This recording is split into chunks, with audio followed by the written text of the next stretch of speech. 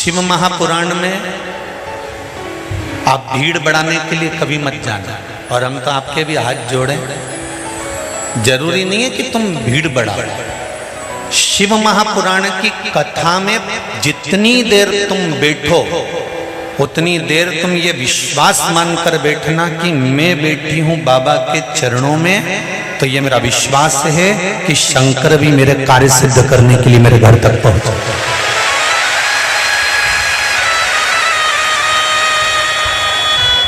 दिखावा करने की जरूरत नहीं है बाबा देवाधिदेव महादेव की कथा में। बहुत सरल भाषा में आओ। वैसे भी बारिश चल रही है, अच्छी अच्छी साड़ियां सब घर में रहने दो, जो पानी में बेकार हो भी जाए नहीं, बस ऐसी ही पहन के आ जाना, ठीक है। क्यों? शंकर भगवान कहते हैं मेरे पास में दिखावे की जरूरत नहीं है। अगर तुझे आना है तो विश्वास लेकर आना। और जैसी है ना, ये भगवान कहते हैं ना, सावन के महीने में इतनी जल वृष्टि क्यों होती है? आषाढ़ में नहीं हो, भादों में नहीं हो, कुंवार में नहीं हो, कार्तिक में नहीं हो, और सावन में इतना पानी क्यों गिरता है? शंकर भगवान कहते हैं कि सावन में पानी इसलिए, और तुम देखना सावन में शादी ब्याह भी नहीं होते हैं क्या? क्योंकि दुल्हन ब्यूटी पार्लर से आए और पानी गिर जाए तो जैसी थी वैसी की वैसी हो जाए। तो शादी ब्याह भी सावन में। भगवान शंकर कहते हैं कि सावन में मैं इतना पानी इसलिए गिराता हूं कि तेरे भीतर जो विश्वास है, तेरे भीतर जो भक्ति है, वो सम्मुख है। तू जैसा है वैसा ही है, उसमें कुछ बदलने की जरूरत नहीं।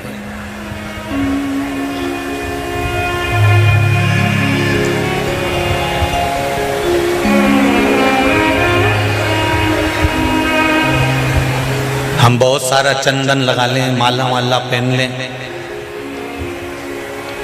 और शंकर जी के बहुत बड़े भगत बन के बैठ जाएं, तो भगवान शंकर कहते हैं ऐसे भगत बनने से कुछ नहीं होगा।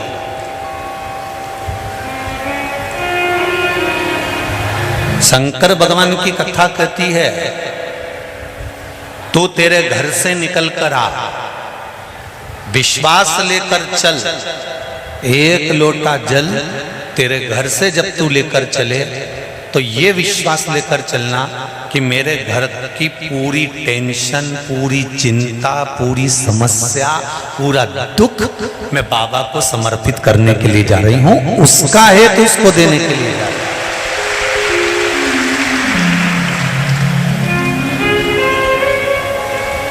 और कितनी भी अच्छी पड़ोसन होना, मंदिर में अपना दुख उस पड़ोसन को कभी मत सुनाना। कितना बड़ा भी करोड़पति तुम्हारे साथ मंदिर में बैठा हो और तुम्हारे पास में पर्स में अगर पैसा नहीं है, तुम्हारे पास में कोई रुपया नहीं है, तो तुम अपनी पड़ोसन से मांगकर 1 रुपया भी मंदिर में मत चढ़ाओ।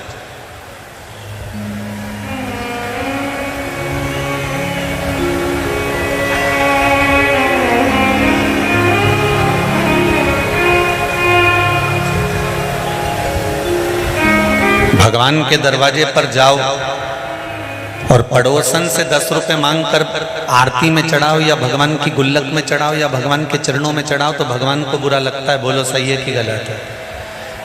सास तुम्हारे साथ है और तुम पड़ोसन से कह रहे हो काकी जी अचार कैसे डालते हैं, तो सास को बुरा नहीं लगेगा कि मैं घर में बैठी हूं, तो मुझसे तो पूछ कि अचार कैसे डालते हैं। मेरे हाथ का अचार तो पूरे मोहल्ले के लोग खाते हैं और तू पड़ोसन से पूछ रही, तो ये सास का अपमान है।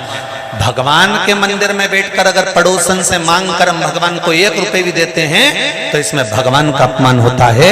हमें क्या करना चाहिए? पड़ोसन से मांगने की जगह भोलेनाथ जी से कहना चाहिए कि तू मेरी झोली इतनी भरना कि मैं दोनों हाथों से तेरे मंदिर में देकर चल, मुझे मांगने की जरूरत नहीं पड़े, मुझे किसी के आगे झोली फैलाने की जरूरत नहीं पड़े। तेरा ही दिया मैंने खाया पिया, तेरा शुक्रिया, तेरा शुक्रिया है, मुझे मेरे बाबा ने बहुत दे दिया है, तेरा शुक्रिया है, तेरा शुक्रिया है। जब खेड़ापति सरकार समिति और लक्ष्य संस्था दोनों सीहोर आई कथा लेने के लिए, तो हमने पूछा कथा कौन करवा रहा है, तो कहा खेड़ापति सरकार और लक्ष्य संस्था करा रही है। हमने कहा जब खेड़ापति सरकार और लक्ष्य संस्था करा रही है तो ये निश्चित है कि खेड़ापति सरकार ही कथा कराने वाले हैं और लक्ष्य संस्था ही कथा कराने वाले हैं। कल जब हम आए इंदौर में तो जीतू पटवारी जी के पिताजी श्री रमेश चंद्र जी पटवारी जी के घर पहुंचे। हम जीतू पटवारी जी का घर नहीं बोलेंगे, हम श्री रमेश चंद्र जी पटवारी जी का घर बोलेंगे कि माँ बाप जब तक बैठे हैं सब कुछ उनका है। तो हम पहुंचे तो हमने कहा कि बड़ी कृपा हुई है जो बाबा ने कथा कराई है। तो श्री रमेश जी कहते हैं पटवारी साहब कि गुरुजी ये तो महाकाल राजा की और खेड़पति सरकार की करुणा 70 वर्षीय है जो इस क्षेत्र में कथा का आयोजन हो रहा है। ये कथा किसी एक की नहीं है, ये कथा किसी एक व्यक्ति की नहीं है, ये कथा आप सबकी है और आपके विश्वास की है। इसलिए श्रावण के महीने में शंकर भगवान खुद इस शिव महापुराण को लेकर यहाँ पर आए, किसी एक के बस का नहीं है।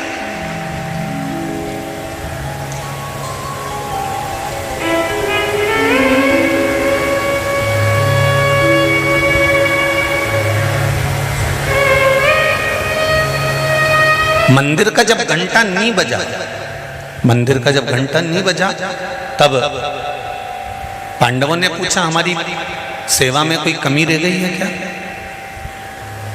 हमारी सेवा में कोई कमी है। कहा यज्ञ तो ब्राह्मणों ने पूर्ण करवाया, कर्मकांडी ब्राह्मण जब कोई पूजन कराने बैठता है तो अपने दिल से, अपने चित्त से, अपने मन से, अपने भाव से भगवान को रिझाकर पूर्ण पूजन कराता है। और हमेशा जजमान के हित के लिए जितना कर सकता है एक ब्राह्मण, एक कर्मकांडी ब्राह्मण उतना करता है। दुनिया के लोग अपने घर में दिवाली की पूजन करते हैं, पर ब्राह्मण अपने घर की दिवाली को छोड़कर जजमान के घर में दिवाली पूजन करने जाता है कि इनका भंडार भरा रहा है। इनका भंडार भरा रहेगा तो ये संपूर्ण विश्व का भंडार का आनंद भरते रहेंगे। इसलिए एक कर्मकांडी ब्राह्मण अपना पूर्ण आशीर्वाद, पूर्ण आनंद देता है।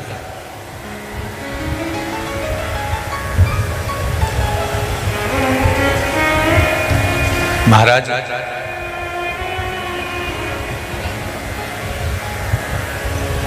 शिव कथा कह रही है, घंटा नहीं बजा। जब घंटा नहीं बजा, ब्राह्मणों ने कहा कि हमने यज्ञ पूरा करवा दिया, हमने यज्ञ अच्छा करवा दिया, पर दो तरह का यज्ञ होता है। एक यज्ञ में सांकल्य दी जाती है, दूसरे यज्ञ में जो तुमने पूरे नगर में डोंडी पिटवाई की भंडारा भंडारा भंडारा भंडारा, और कोई भोजन करने से वंचित रह जाए, कोई भोजन करने से वंचित है, जरूर कोई भूखा रह गया है। पता करो कि कौन भूखा रहा। सेवकों को भेजा, नकुल, सहदेव, अर्जुन, भीम सब गए, तब पता करा कि एक बूढ़ा व्यक्ति अपने झोपड़े में बैठा हुआ है और झोपड़े में बैठा हुआ वो बूढ़ा व्यक्ति कह रहा है कि मैं भंडारे का भोजन ग्रहण करने नहीं जाऊंगा। सबने हाथ जोड़े, नमन करा, प्रणाम करा कि क्यों भोजन करने नहीं जाओगे? तो कहा 108 अश्वमेध यज्ञ का फल अगर पांडव मुझे दे देंगे तो मैं उनके घर में भोजन कर लूंगा। अब 108 अश्वमेध यज्ञ का फल जब दिया जाता है जब 108 से ज्यादा यज्ञ आपने करे होते हैं। 10 एकादशी आपने किसी बूढ़े व्यक्ति को दे दी, 5 एकादशी आपने किसी व्यक्ति को दे दी, 3 एकादशी का फल आपने किसी को दे दिया, तो एकादशी का फल आप कब दोगे? जब आपने 15 एकादशी कर रखी होगी, 50 एकादशी कर रखी होगी, 20 एकादशी कर रखी होगी, तब तो कोई फल आप दोगे। आपके पास में अगर 10 रुपए हैं तो आप किसी को 2 रुपए दे पाओगे। अब पांडवों ने तो इतने यज्ञ कभी करे ही नहीं थे, तो वो 108 अश्वमेध यज्ञ का फल कैसे दे देते? द्रौपदी के पास में युधिष्ठिर बैठे हुए थे और पांडवों ने आकर कह दिया कि 108 अश्वमेध यज्ञ का फल चाहिए।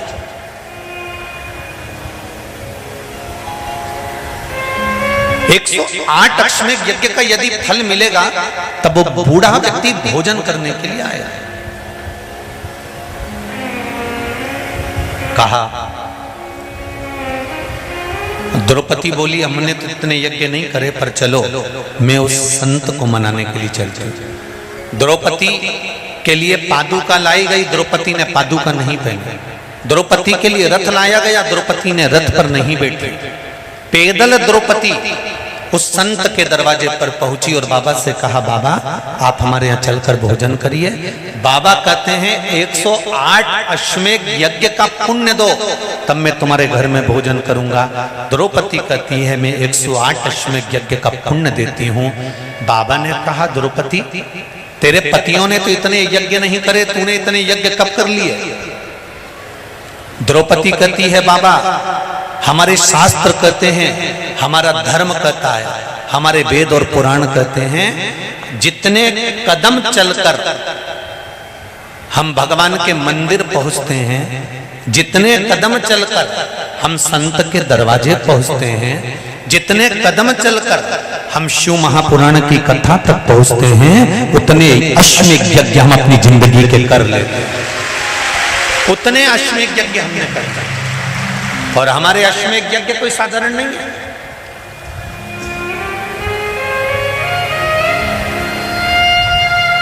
आपके दरवाजे पर आते आते हमारे इतने अश्वमेध यज्ञ हो गए, उसमें से हम आपको 108 दे देते।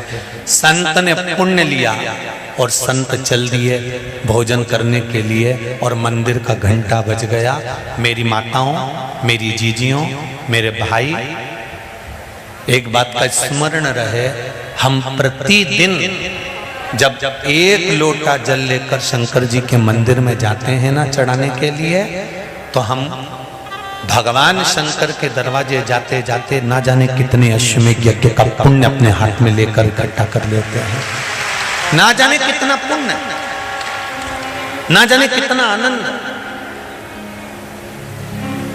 हम वो अश्वमेध यज्ञ का इकट्ठा कर लेते हैं। इसलिए कहते हैं सारी समस्या का हल, जरा जम के बोलो, 1 लोटा। पर सावन के महीने में 1 लोटा नहीं, कितने? 2 लोटा जल दोनों हाथ से डलना चाहिए और बाबा से अपने दिल की बात कहना चाहिए।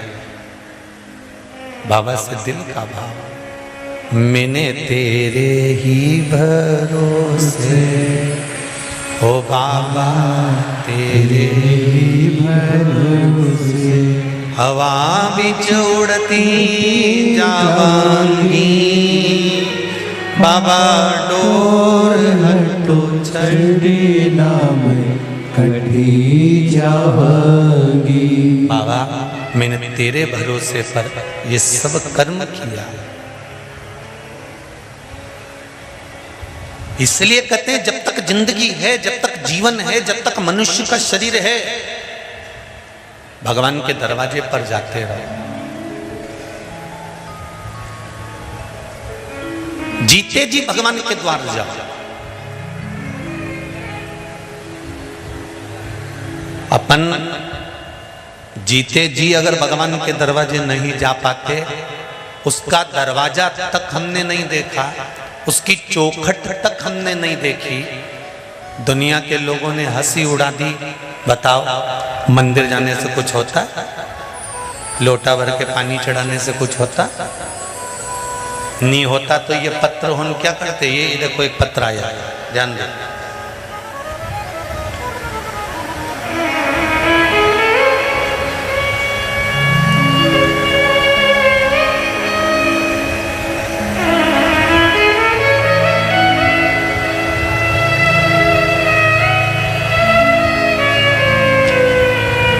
नाम रश्मि वैष्णव।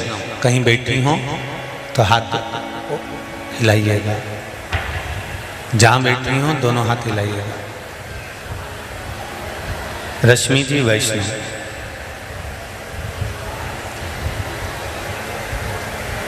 एक तो तुम इतने सारे तो आए हो रे, दिख भी नहीं रहे हो कहीं। अच्छा उधर बैठी है क्या? जहां बैठी हो तो हाथ हिला देना। रश्मि वैष्णव। 7 VIP श्रीनगर अन्नपूर्णा रोड पंडाल के पीछे ही घर है। अरे वाह, फिर तो पड़ोसी हो। भोलेनाथ जी के गुरु जी। शिव महिमा का मैं क्या बखान करूं गुरुदेव। हमारे भाई का रिश्ता नहीं हो पा रहा था, जहां से भी बात आती थी मना हो जाता, लोग कान भर देते थे।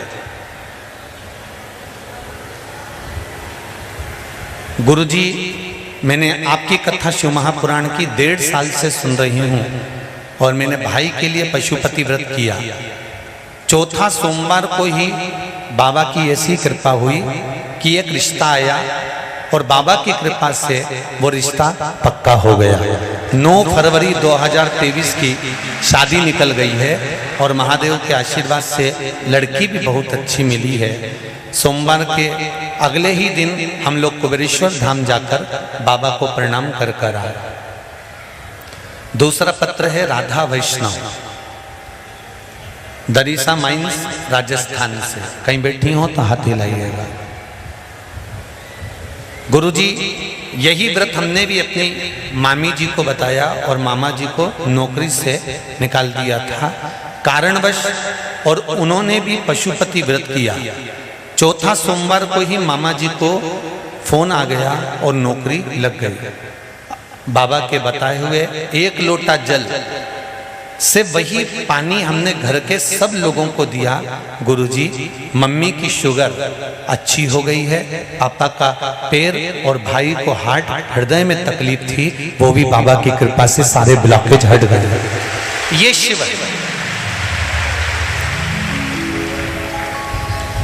कोई कहे कि शिव क्या देता है, हम कहते हैं एक बार तुम दिल देकर देखो, फिर वो क्या नहीं दे देता है ये उसके ऊपर। आप दिल तो दो।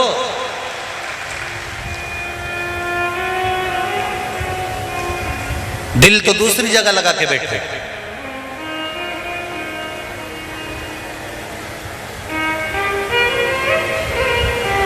संसार के लोगों को दिल दोगे ना तो रात को 8 बजे से लेकर रात को 1 बजे तक बात करना पड़ेगा।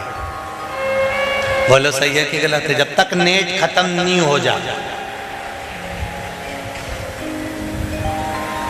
और परमात्मा को अगर दिल दिया है तो तुलसीदास जी लिखते हैं आदि में पुनि।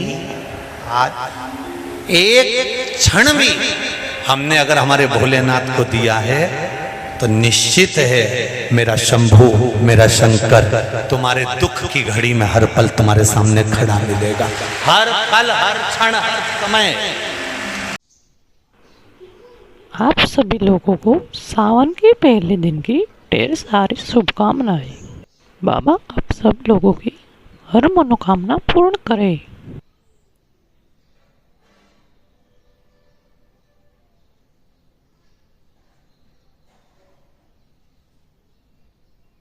श्री शिवाय नमस्तुभ्यम। हर हर महादेव।